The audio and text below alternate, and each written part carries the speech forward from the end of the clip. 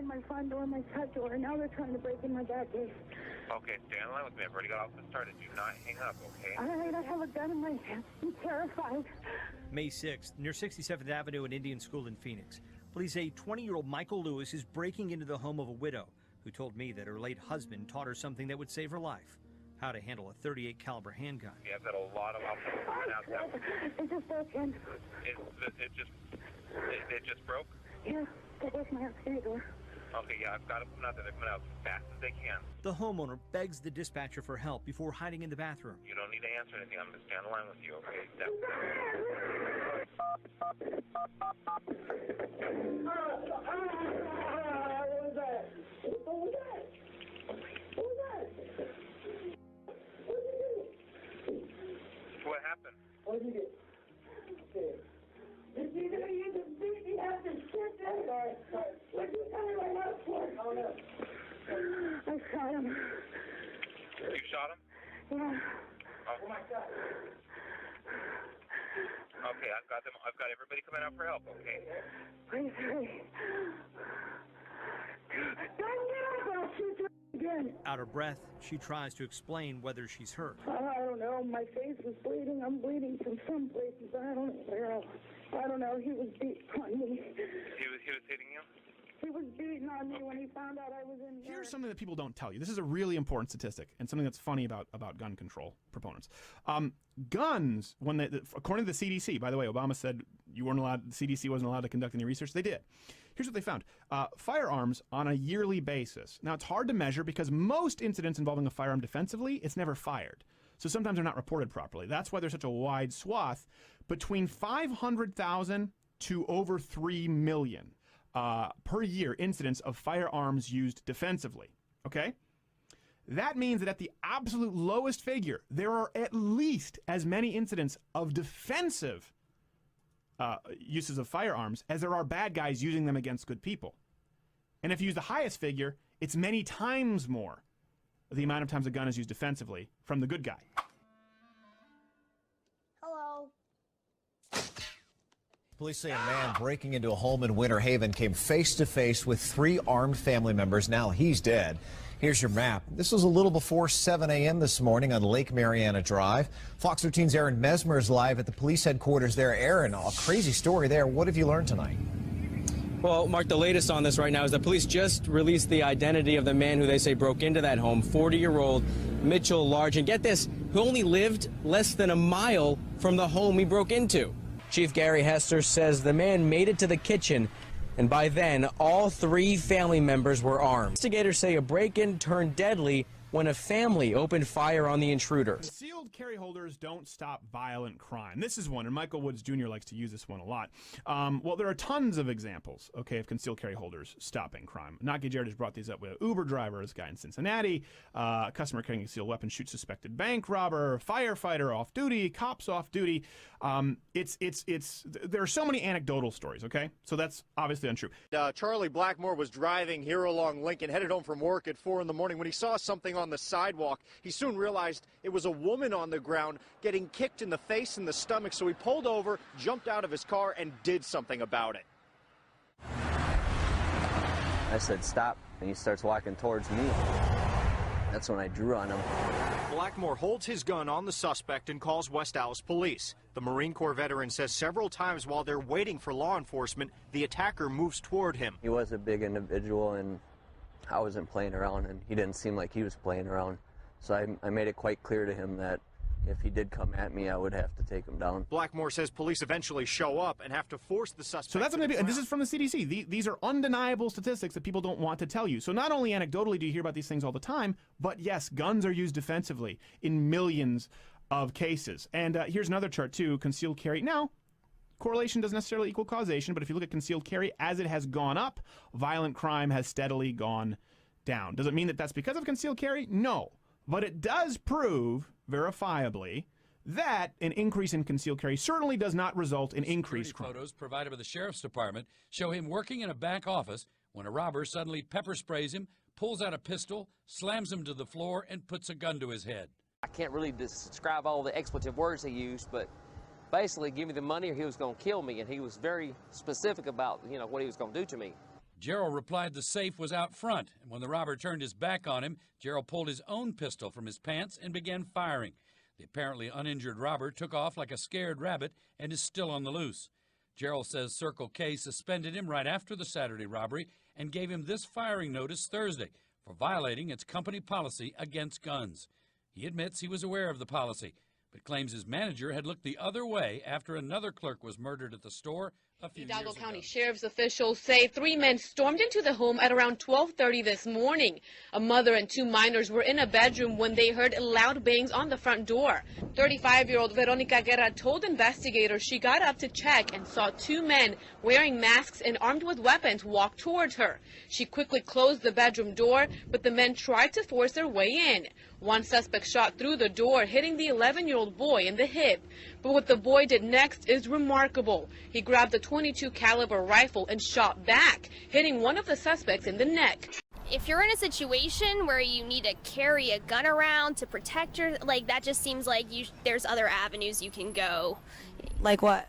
Like find a different area to live in. Your mouth was making those nonsensical sounds again. Can you do something about that? The trend would be decreased crime. It's not necessarily because of concealed carry, but certainly... There are more guns now in the population than ever. Than ever. And violent crime is lower and gun crime is lower. Yeah. Video shows the attacker on top of a sheriff's deputy near Fort Myers, Florida. Deputy First Class Dean Bards had been in a high-speed chase with 53-year-old Edward Strother. When the chase ended and the deputy tried to subdue the suspect, he was tackled to the ground. Kimberly Jenkinson was a witness. He threw the officer to the ground so violently. I mean, it was awful. And he just started punching him and hitting and hitting and hitting. I thought he was going to kill him. As Strother straddled Deputy Bards, investigators say Strother went for the deputy's gun. Bystander Ashad Russell, that's him in blue, pulls a weapon and approaches the 2 men. The deputy begged Russell to shoot the attacker. Investigators say Russell told the suspect he would shoot him if he didn't stop beating the deputy. Then gunfire. After the shooting, Russell drops his weapon as you see him walk away. Why is it that they think it's okay to create laws that prevent law-abiding citizens from carrying firearms in certain locations when it's already been demonstrated and proven a number of times that people who don't obey the law and are hell-bent on violating the law or creating damage or shooting a lot of people aren't going to obey the law in the first place? Is you're making people who decide to do the right thing and obey the law, and you're turning them into victims. That's dangerous. It's naive, and it's stupid. Scared, pistol whipped, and ready to defend her children, the mom calling 911 frantically shoots at these 3 home invaders. And they all 3 had guns. I'm confused. They must not have had bullets because I shot the trigger and it just took off instead of firing back. I don't know if I hit one or not. I don't see bullets anywhere. Before shots were fired, here's the 3 young men caught on home surveillance, all armed, lurking outside around 6 this morning. They kicked their way in. Most of them woke up to the sound of them forcing entry into the home. They kicked in through the back door. Inside, 2 kids asleep on the couches, but the suspects head right for mom. He hit me in the head with the gun because I was in the laundry room. Then force her to lead them to the money in a back bedroom where 2 more kids are asleep. They're all held at gunpoint by one suspect while the other 2 try to drag out a safe. Then the homeowner goes for her hidden gun. I got my gun and I started shooting and they ran. One suspect was shot, killed, later found outside by police, still armed with a Tech 9mm machine gun. These 2 men got away. What color and kind of car did they leave in? Ma'am, I don't know. They had me held to the ground in my bedroom. And police tonight are asking neighbors for help to find out why. It could have been a very bad situation. I mean, it could have been 3 homicides over there instead of 1 intruder biting the dust. Police said the 75-year-old husband watched the stranger break into his house through the back door and then hit him on his head before stabbing him. That's when his 80-year-old wife grabbed her gun and killed the intruder. He said his neighbor told him the suspect had been rifling through the medicine cabinet searching for drugs. But when police said she watched him attack her husband with a knife, she pulled out a gun and shot him. She didn't think a second about it. I mean, it was just automatic. She emptied the gun. The 80-year-old shooter told investigators she had never seen the suspect before in her life. The medical examiner identified the intruder as this man, 25-year-old Stephen Shepard from Gold Bar, and he's a convicted felon who did time for robbery in 2013. Christina and Kelly, the 12-year-old, told police she heard the man ring the front doorbell. When she didn't answer the door, he went around to the back and kicked open their back door. That's when she called her mom, who told her to get the family gun, hide it in a closet, and call 911. Knowing her daughter was in danger, Deborah St. Clair raced home from work. I drove home at a really fast pace to try to get to her, and when I got here, the police were already here, and they had the suspect. That's because St. Clair's daughter shot the intruder as he made his way through the house. 14-year-old's quick thinking might just have saved his family. Police say the teen shot an intruder who was breaking down the door of his home. Police are saying 2 suspects in this case. One of them, the one the teen shot, is in critical condition. A male enters, he has a gun in his hand, and he points it toward this young man. At that point, the young man fired his handgun at the suspect, and the suspect was hit. About 2 o'clock this afternoon, police say the homeowner was asleep inside when he heard a knock at the door. He told officers he wasn't expecting anyone, so he didn't rush to answer it. But that's when he heard someone kick the door down. Police say that's when he grabbed a gun to defend himself. He was able to grab his handgun in the process of 3 suspects breaking the front door into his location. He was able to fire off several rounds. One of those rounds hit one of the suspects.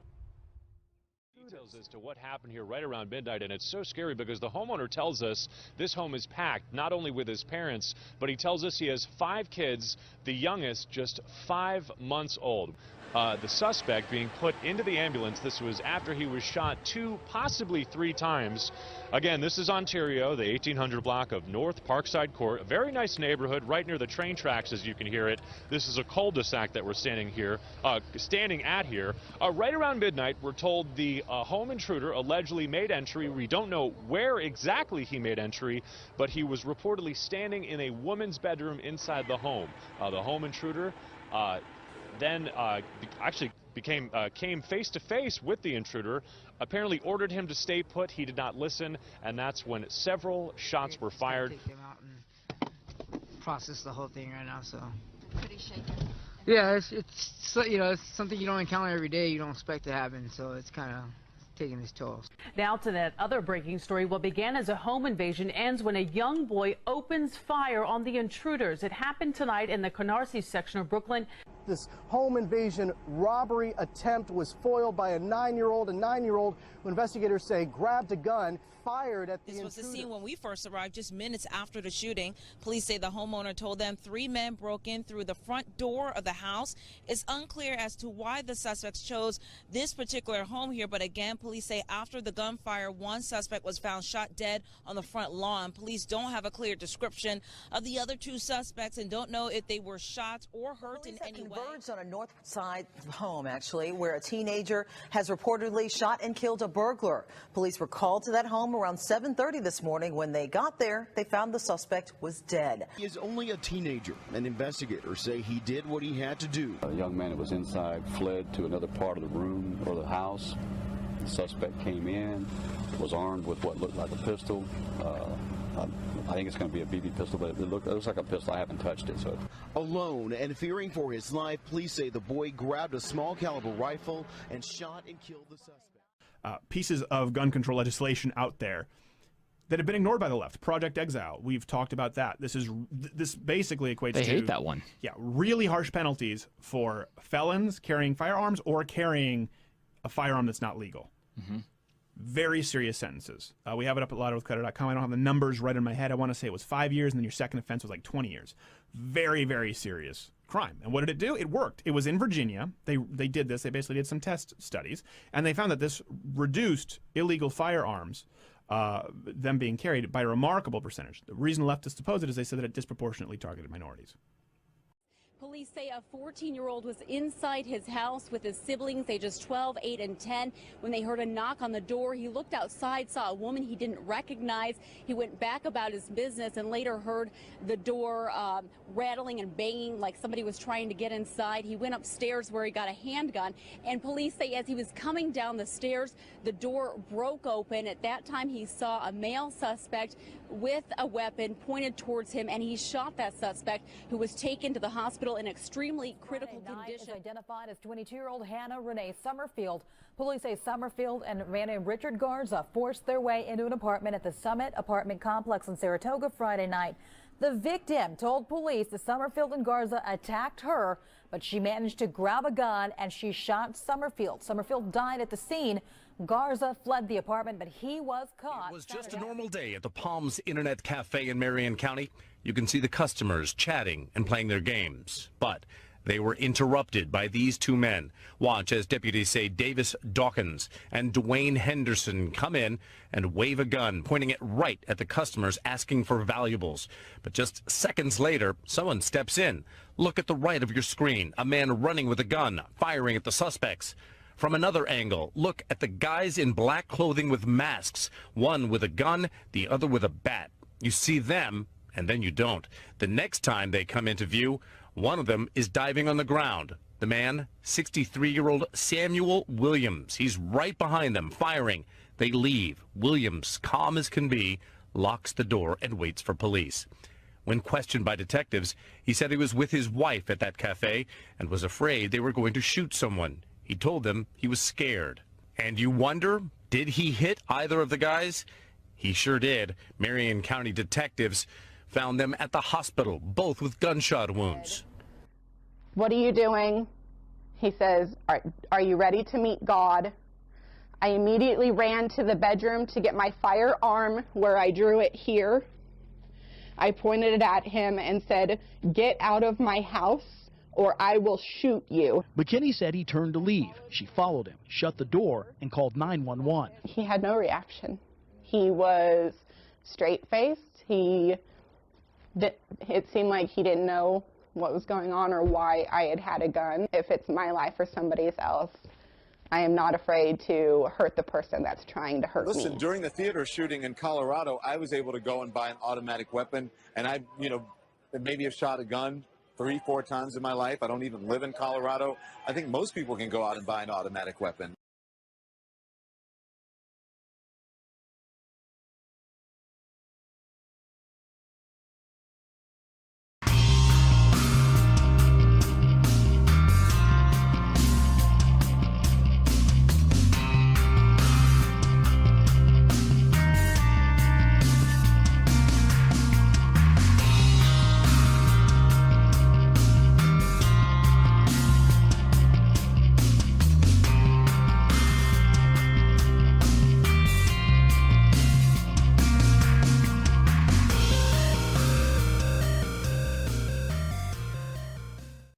Year-old at home with his 12-year-old sister when burglars try to break in. That's when investigators say the boy grabbed his dad's assault rifle and started shooting. He hit one of the men repeatedly. A 15-year-old boy and his 12-year-old sister had been home alone in the Mount Royal Village subdivision. Then about 2:30, a pair of home invaders tried the front and back doors, then broke a back window. A young boy was protecting his sister. The brother grabbed his father's assault rifle and knew what to do with it. Can you define, just sort of expound on what military style means? Military style, so it would probably be made out of like a different material, like something black, and it would have maybe more expressed features, like the trigger might be larger, or the pad that you rest here might be larger. It could have like those rings around the barrel that like a normal like 12-gauge rifle would have, or a 12-gauge shotgun would have. But some of these bullets, as you saw, have an incendiary device on the tip of it, which is a heat-seeking device. So you don't shoot deer with a bullet that size. If you do, you could cook it at the same time. If a gunman comes in with an AK-45 or an AR-15, how fast can that teacher go to the locked drawer and get that gun?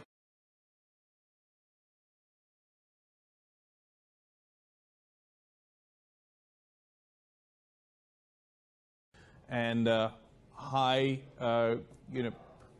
Jesus, God, I know so little about guns. I don't know what to call it. The magazine that holds a lot of frickin' bullets and can fire them all at the same time.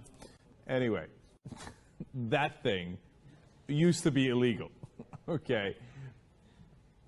Weapons with a barrel shroud would be regulated. What's a barrel shroud and why should we regulate it? I think the more important thing is that it also would have had banned the large capacity clips that Colin Ferguson had used and also the killer. Okay. But I read the legislation. I'm sorry, I read the legislation and it said that it would regulate barrel shrouds. What's a barrel shroud and why should we regulate that? The guns that were chosen back in those days were basically the guns that most gangs and criminals were using to kill our police officers. I'm not saying it was the best bill, but that was the best bill they could get out at that particular time. I actually don't know what a barrel shroud is. I think it's a shoulder thing that goes up. We have federal regulations and state laws that prohibit hunting ducks with more than 3 rounds, and yet it's legal to hunt human, and yet it's legal to hunt human. There's been a lot of people that have been shot by an unloaded gun. There's been a lot of people that have been shot by an unloaded gun. The argument that, like, if we make guns illegal, then only criminals are going to have them is kind of BS. It's just not, I don't think it's a very strong argument. Like, I don't know. Honestly, I'm not really. Like, why do you think they wouldn't be encouraged by not knowing that people have guns? Why do you think it's not a strong argument? Well, I feel like if people kind of like, oh my God. I don't know. How do I word this? There's been a lot of people that have been shot by an unloaded gun. In France, they have the tightest gun control laws on the planet. The terrorists all had AR-15s. They have Glocks. They have every kind of pistol. They got missile launchers. They got missile launchers. And so now let's use the analogy of sheep. And we're all here. We're sheep. We're sitting here, la da da da da. I'm going to work hard. I love my family. Yeah, literally play sheep noises because that's what the fuck we are. Now, let's say I walked up to literally a sheep herd, and they know that at night, every night, the wolves pick off a couple of them. What if I went up to the sheep and I said, "You want to have a shot at the wolves? I'm going to give you a pistol. You can actually even the playing field with these wolves whose fangs are out. You could shoot them and save your family." Well, we're not going to do that. We don't want to fight back. He didn't hurt us. He only hurt the family down the street. And the shepherd will protect us. The sheepdogs are out there. They'll protect us. Well, the sheepdogs are protecting you, but some of them can't be with you. Well, there's not a sheepdog for every citizen, and a wolf is still eating one of you every night. Bah! I know what. Let's remove all the guns from the sheep. Talk! Too much talk, small talk. Talk that trash.